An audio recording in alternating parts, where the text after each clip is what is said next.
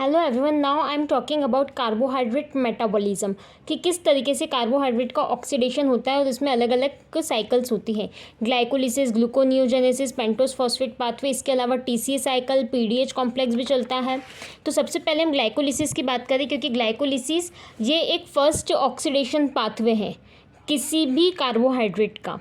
अब यहाँ पर सबसे पहले ग्लूकोज होता है, ग्लूकोज से ग्लूकोज 6 फॉस्फेट बनता है इन the presence of enzyme hexokinase. ये हमारा प्रिपरेटरी फेस है, क्योंकि ये यहाँ तक के प्रोसेस में हमको एनर्जी लगानी पड़ेगी। ग्लूकोज 6 फॉस्फेट से कन्वर्ट होता है फ्रक्टोज 6 फॉस्फेट आइसोमरेज एंजाइम के प्रेजेंस में। फिर फ्रक्टोज 6 फॉस्फेट कन्वर्ट होता है fructose 1,6 bis phosphate in the presence of enzyme PFK. PFK means phosphofructokinase. यहाँ भी एक एटीपी का यूज होता है। फिर फ्रक्टोज 1,6 बिस फॉस्फेट कन्वर्ट होता है ग्लिसरॉल्डिहाइड 3 फॉस्फेट में in the presence of enzyme aldolase और साथ में डीएचएपी। अब यहाँ जो ये डीएचएपी है मतलब डाईहाइड्रोक्सी एसीटोन फॉस्फेट, तो ये डीएचएपी कन्वर्ट होता है ग्लिसरॉल्डिहाइड 3 फॉस्फेट में in the presence of enzyme triose phosphate isomerase. तो इसका मतलब एक मॉलिक्यूल तो हमारे पास पहले ही था ग्लिसरॉल्डिहाइड 3 फॉस्फेट का, अब डीएचएपी भी कन्वर्ट होगा तो ये 2 मॉलिक्यूल हो जाएंगे हमारे पास में ग्लिसरॉल्डिहाइड 3 फॉस्फेट के।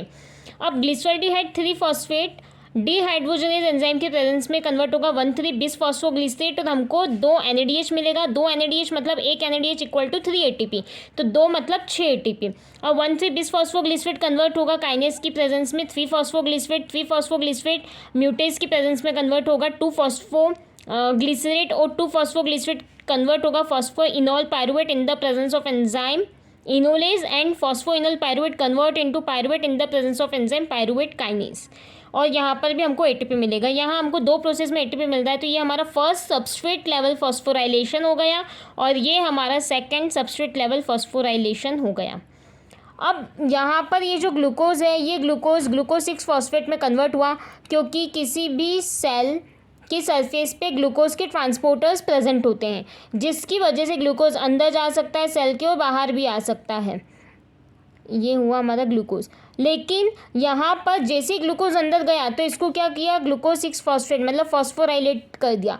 तो अब ये जो फॉस्फोराइलेटेड ग्लूकोज रहेगा ये सेल के बाहर नहीं आ पाएगा, क्योंकि फॉस्फोराइलेटेड ग्लूकोज के लिए सेल की सरफेस पे कोई भी ट्रांसपोर्टर्स प्रेजेंट नहीं होते हैं।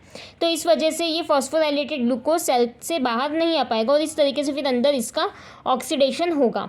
और यहाँ पर हमको 2 ATP देना पड़ेगा और अगर फाइनली हम देखें तो हमको कितने मिले, 2 NADH मतलब 3 3 6 ये मिल गए।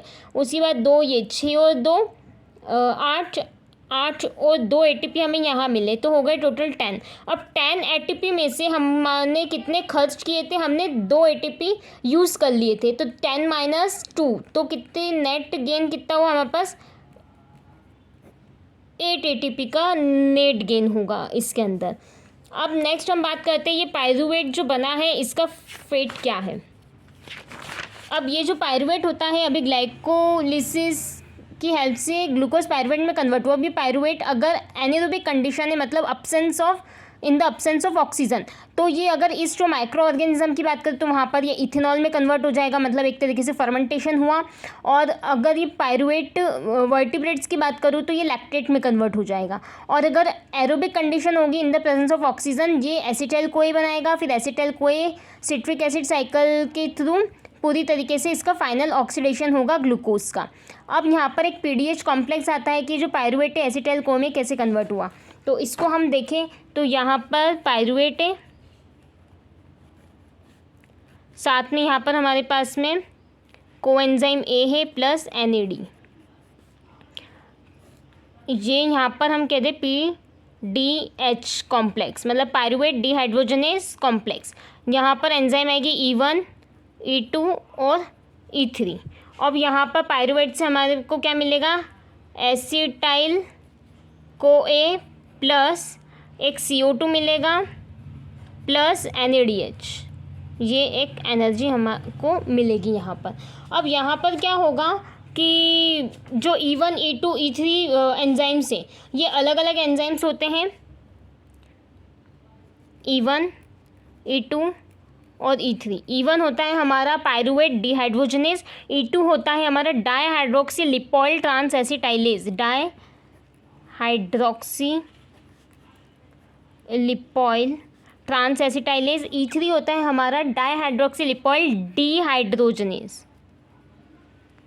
अब यहाँ पे अलग अलग कोफैक्टर्स यूज़ होते हैं, और ये जो PDH है ये मल्टी एंजाइम है, मतलब इसमें बहुत सारे कोफैक्टर यूज़ है। अब E1 में हमारे पास होता है TPP, मतलब थाइमिन पायरोफॉस्फेट। E2 के अंदर होता है हमारे पास कोएंजाइम A कोफैक्टर और लिपोमाइड। नेक्स्ट हमारे पास E3 में NAD और FAD as a cofactor use होता है। तो इस तरीके से यहाँ पे मतलब जो पायरुवेट है ये एसिटाइल कोए में कन्वर्ट होता है। अब ये जो एसिटाइल कोए फॉर्म होगा यही TCA साइकिल में जाएगा, सिट्रिक एसिड साइकिल में एंटर करेगा। तो किस तरीके से करता है ये, दो मॉलिक्यूल होंगे एसिटाइल कोए के भी हमारे पास, लेकिन एक एक करके ही ऑक्सीडेशन होगा। पहले एक मॉलिक्यूल का पूरा ऑक्सीडेशन होगा, उसके बाद दूसरा एसिटाइल कोए का मॉलिक्यूल एंटर करेगा और फिर ऑक्सीडेशन होगा।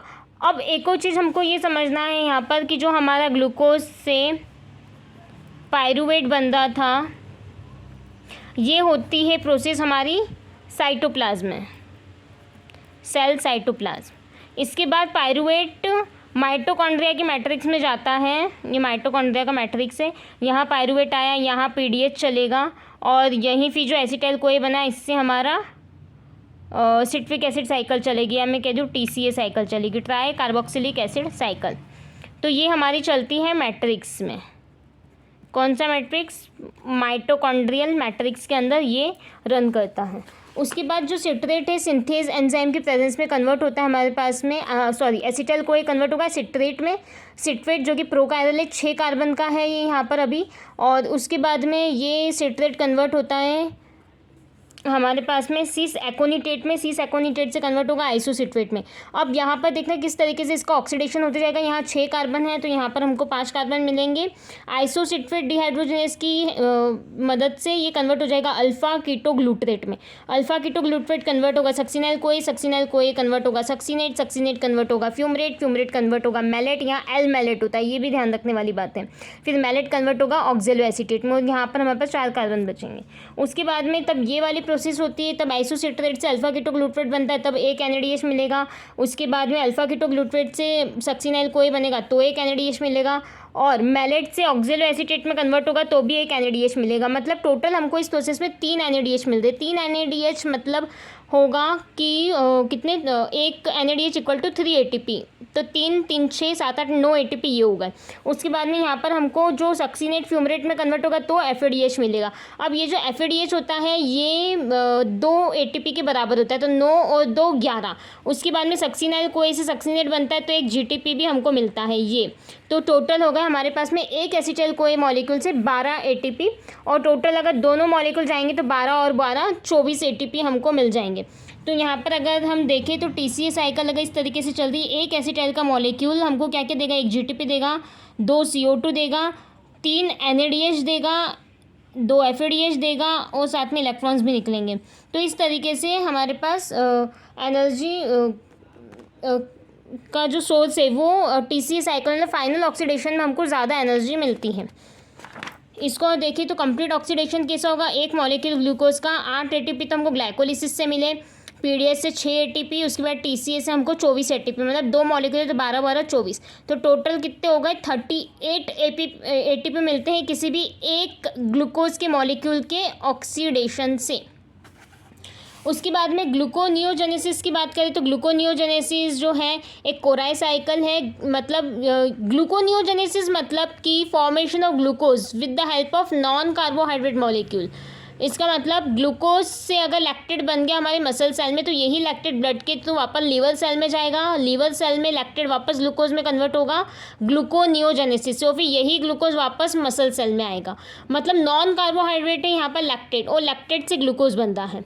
उसके बाद ग्लिसरॉल से भी बनता है, मतलब कोई भी हमको इंटरमीडिएट चाहिए फिर तो हम बना लेंगे। अब यहाँ पर ग्लिसरॉल है, ग्लिसरॉल से हमको मिलेगा ग्लिसरॉल फॉस्फेट, ग्लिसरॉल फॉस्फेट से DHAP, और DHAP एक बार ही आ गया तो ग्लूकोज मतलब हमको मिल जाएगा, क्योंकि अभी हम ग्लाइकोलिसिस में देख के आए कि DHAP से कैसे ग्लूकोज बनता है। और अभी हम रिवर्स ग्लाइकोलिसिस पढ़ेंगे, इसका मतलब ग्लूकोनियोजेनेसिस, तो उसमें भी हम डिटेल में देखेंगे। उसके बाद अमीनो एसिड से बनता है, डीएचए भी बन गया, पायरुवेट भी बन गया, तो ईजी है, हमें पता है कि डीएचएपी से भी हम ग्लूकोज बना सकते हैं, पायरुवेट से भी हम ग्लूकोज बना सकते हैं। उसके बाद हम रिवर्स ग्लाइकोलिसिस की बात करें,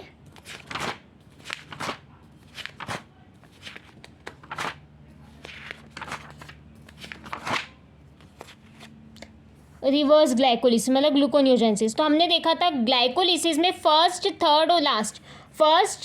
थर्ड और लास्ट जो स्टेप होती है ये यूनिडायरेक्शनल होती है, मतलब ग्लूकोनियोजेनेसिस में भी यही कुछ चेंजेस होंगे। अब यहाँ पायरुवेट से डायरेक्ट फॉस्फोइनोल पायरुवेट में कन्वर्ट नहीं होगा, जो पायरुवेट है वो ऑक्जेलो एसीटेट में कन्वर्ट होगा, ऑक्जेलो एसीटेट कन्वर्ट होगा फॉस्फोइनोल पायरुवेट में। यहाँ पर ये कुछ एंजाइम है और यहाँ पर हमको एटीपी मतलब एनर्जी लगेगी, मतलब ये प्रोसेस हमारे लिए मेहनत वाली है, मतलब हमको एनर्जी का यूज़ करना पड़ेगा। उसके बाद में ये प्रोसेस एज इट इज़ यहाँ से चलेगी और फिर यहाँ आकर क्या होगा कि जो फ्रक्टोज 1,6 बिसफॉस्फेट है वो कन्वर्ट होगा फ्रक्टोज 6 फॉस्फेट में, तो यहाँ एंजाइम चेंज हो जाएगा। पहले ये एंजाइम था तो अब आएगा फ्रक्टोज 1,6 बिसफॉस्फेटेज एंजाइम। उसके बाद जब ग्लूकोज 6 फॉस्फेट ग्लूकोज में कन्वर्ट होगा तो भी एंजाइम चेंज हो जाएगा, हेक्सोकाइनेस की जगह आ जाएगा ग्लूकोज 6 फॉस्फेटेज एंजाइम। सिर्फ यही अंतर है ग्लूकोनियोजेनेसिस में। अब मैं ग्लाइकोसिलेट साइकिल की बात करूँ, ग्लाइकोसिलेट साइकिल जो है ये मतलब माइक्रो ऑर्गेनिज्म सीड वगैरह में होती है, क्योंकि सीड में हमारा लिपिड बॉडीज़ रहते हैं, ट्राइग्लिसराइड्स फैटी एसिड्स रहते हैं, तो या और इसमें ना तो कोई फोटोसिंथेसिस होता है क्योंकि कोई क्लोरोफिल पिगमेंट ही नहीं होता है। अब ये जो फैटी एसिड है ये हमारा आएगा ग्लाइक्सिसोम में एसिटाइल कोए में कन्वर्ट होगा। अब एक और चीज़ ये बात ध्यान रखने की है कि अभी जो हमने टीसी साइकिल में एसिटाइल कोए देखा था वो कार्बोहाइड्रेट से आ रहा था, यहाँ पर ये फैटी एसिड से आ रहा है, तो ये मैमल्स में पॉसिबल नहीं है, ये सिर्फ सीड इनवर्टिब्रेट्स माइक्रो ऑर्गेनिज्म में ही पॉसिबल है। अब एसिटाइल कोए से सिट्रेट बना, सिट्रेट से आइसोसिट्रेट। अब यहाँ पर ये एंजाइम बहुत इंपॉर्टेंट है, आइसोसिट्रेट लाइज, इससे सक्सीनेट बना और इधर ग्लाइक्सिलेट और एसिटाइल कोए, फिर वापस से ये कन्वर्ट होगा मैलेट ऑक्जेलो एसिटेट और इस तरह की साइकिल। अब यहाँ जो सक्सीनेट बना है ये सक्सीनेट इधर जाएगा माइटोकॉन्ड्रिया में, यहाँ पर टीसीए साइकिल ही रन होगी, सक्सीनेट से फ्यूमरेट, फ्यूमरेट से मैलेट, मैलेट के बाद हमने क्या देखा था ऑक्जेलो एसिटेट से फिर सिट्रेट, सिट्रेट से आइसोसिट्रेट के बाद अल्फा कीटोग्लूटरेट और सक्सीनाइल कोए। ये मैंने यहाँ पर स्पेस की वजह से इस तरीके से ऐसे डैश कर रखा है। उसके बाद जो मैलेट है ये ट्रांसपोर्टर के थ्रू बाहर जाएगा और मैलेट फिर कन्वर्ट होगा ऑक्जेलो एसीटेट में, हमने देखा था अभी पेप कार्बोक्सीकाइनेज। उसके बाद अगर ये ऑक्जेलो एसीटेट में आया तो हमने ग्लूकोनियोजेनेसिस पायरुवेट से ग्लाइकोलिसिस के कन्वर्जन में ये चीज़ देखी, तो ऑक्जेलो एसीटेट बनाते पेप में कन्वर्ट होगा फॉस्फोइनोल पायरुवेट होते, एक बार ये इंटरमीडिएट बन गया तो फॉस्फोइनोल पायरुवेट से इसके पहले हमने ग्लूकोनियोजेनेसिस देखी तो ग्लूकोज का इजीली फॉर्मेशन हो जाएगा। तो इस तरीके से ग्लाइकोसिलेट साइकिल भी यहाँ पर कंप्लीट हुई। अब आता है हमारे पास पेंटोस फॉस्फेट पाथवे मतलब HMP pathway. HMP pathway it means hexose monophosphate shunt. तो ये इसकी ज़रूरत क्यों पड़ती है कि तब हमको ज़्यादा NADH की ज़रूरत होती है, तब हमारा पेंटोस फॉस्फेट पाथवे रन करता है, और ये भी कहाँ होता है हमारा साइटोप्लाज्म में होता है। अब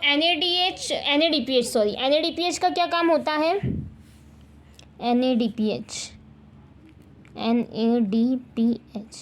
NADPH फ्री रेडिकल को कम करते हैं, मतलब जो भी रिएक्टिव ऑक्सीजन स्पीशीज़ होती है उनको न्यूट्रलाइज करने का काम करता है NADPH। साथ में fatty acid synthesis, nucleotide synthesis, cholesterol biosynthesis, इन सब में भी हेल्पफुल रहता है। और ये जो पेंटोस फॉस्फेट पाथवे है ये फॉर्म करेगा 5 कार्बन रिंग, 5 कार्बन की रिंग होगी यहाँ पर जो मिलेगी हमको राइबोस 5 फॉस्फेट, और ये ही ring DNA, RNA, ATP, coenzyme, NADPH इन सब में हेल्प होती है, मतलब इन सब से ही इनका फॉर्मेशन होता है, मेनली DNA, RNA इन सब का। इसके बाद यहाँ पर अलग अलग कार्बन के प्रिकर्सर्स फॉर्म होते हैं, वो अभी हम देखेंगे। इसके अंदर पेंटोस फॉस्फेट पाथवे में 2 पाथवे होते हैं, ऑक्सीडेटिव फेज होता है और एक नॉन ऑक्सीडेटिव फेज होता है। सबसे पहले हम देख लें कि अगर ये O2 का मॉलिक्यूल है तो ये जो O2 का मॉलिक्यूल है इसको कहेंगे हम ROS रिएक्टिव ऑक्सीजन स्पीशीज़, या बोले फ्री रेडिकल फॉर्म हो गया। अब इसी से क्या होगा H2O2, ये हमारा क्या हो गया पर ऑक्साइड। अब यही H2O2 अगर देखें हम तो OH ये फ्री रेडिकल के साथ प्लस OH, इनको हमने देखा OH इस तरीके से। अब यहाँ इससे जो अगर डीएनए हुआ, आरएनए हुआ, ये कैसे होंगे, डैमेज होंगे। तो ऑक्सीडेटिव फेज NADPH बनाएगा तो ये इनका न्यूट्रलाइजेशन होगा।